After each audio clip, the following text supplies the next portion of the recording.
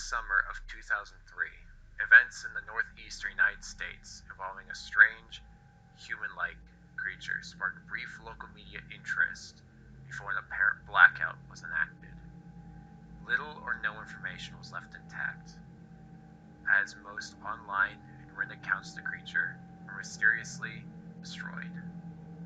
Primarily focused in rural New York State, and once found in Ohio, self-proclaimed witnesses told stories of their encounters with a creature of unknown origins.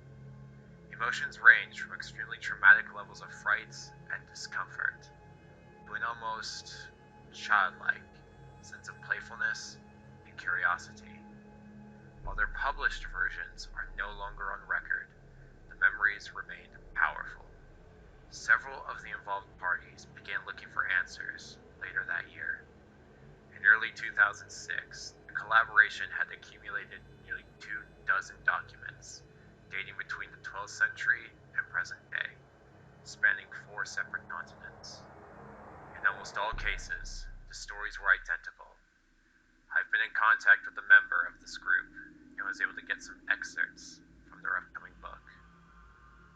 A Suicide Note, 1964. As I prepare to take my life, I feel it necessary to assuage any guilt or pain I have introduced during this act. It is not the fault of anyone other than him. For once I awoke and felt his presence, and once I awoke and saw his form. Once again I awoke and I heard his voice and looked into his eyes. I cannot sleep without fear of what I might next awake to experience. I cannot ever wake. Goodbye. Found in the same wooden box were 2 empty envelopes addressed to William and Rose, and 1 loose personal letter with no envelope. Dearest Lenny, I have prayed for you. He spoke your name. A journal entry, translated from Spanish, 1880. I have experienced the greatest terror. I have experienced the greatest terror. I have experienced the greatest terror. I see his eyes when I close mine. They are hollow, black. They saw me and pierced me.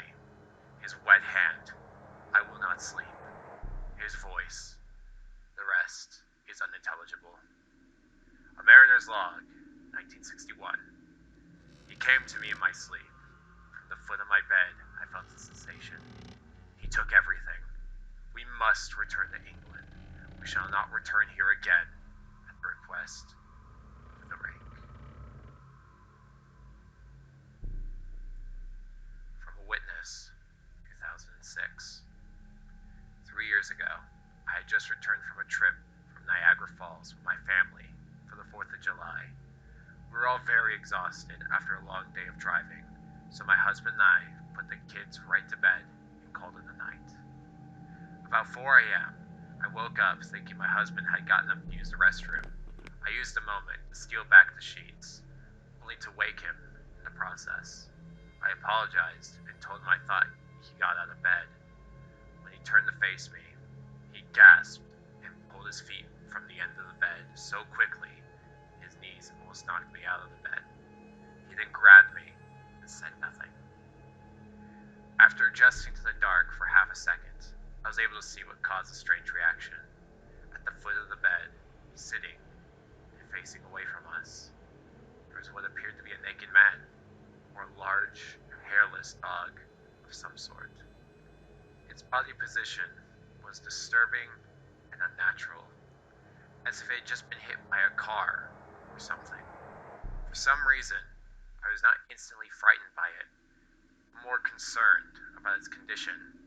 At this point, I was somewhat under the assumption that we were supposed to help him. My husband was peering over his arm and knee, tucked into the fetal position, occasionally glancing at me before returning to the creature. In a flurry of motion, the creature scrambled around the side of the bed and then crawled quickly in a flailing sort of motion right along the bed until it was less than a foot from my husband's face. The creature was completely silent for about 30 seconds, or probably closer to 5. It just seemed like a while. Just looking at my husband, the creature then placed its hand on his knee and ran into the hallway, leading to the kids' room. I screamed and ran for the light switch, planning to stop him before he could hurt my children.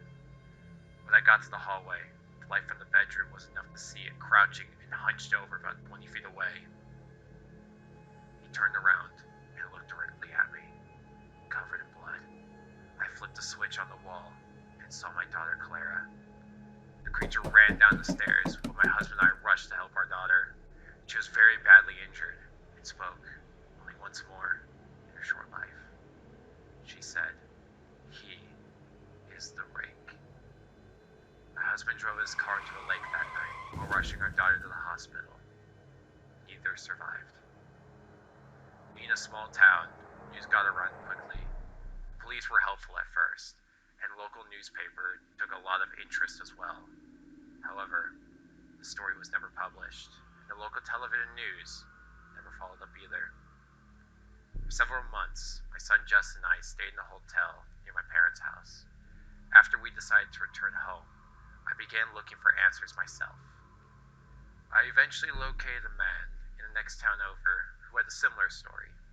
We got in contact and began talking about our experiences. He knew of 2 other people in New York who had seen the creature we now referred to as the Rake. It took the 4 of us about 2 solid years of hunting on the internet and writing letters to come up with a small collection of what we believed to be accounts of the Rake. None of them gave any details, history, or follow-up. One journal had an entry involving the creature in its first 3 pages and never mentioned it again. A ship's log explained nothing of the encounter, saying only that they were told to leave by the Rake. That was the last entry in the log.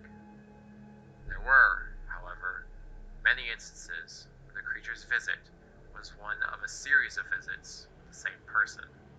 Multiple people also mentioned being spoken to, my daughter included.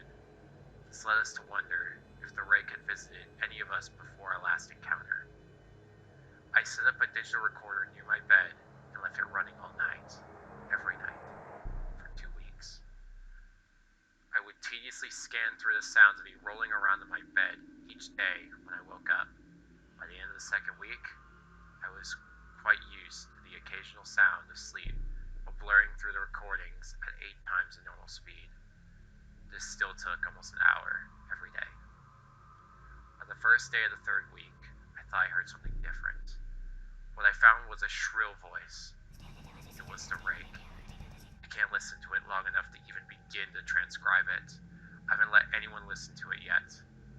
All I know is I've heard it before, and now I believe that it spoke, and it was sitting in front of my husband. I don't remember hearing anything at the time, but for some reason, the voice in the recorder immediately brings me back to that moment. The thoughts that must have gone through my daughter's head makes me very upset. I've not seen the Rake since he ruined my life, but I know that he has been in my room while I slept.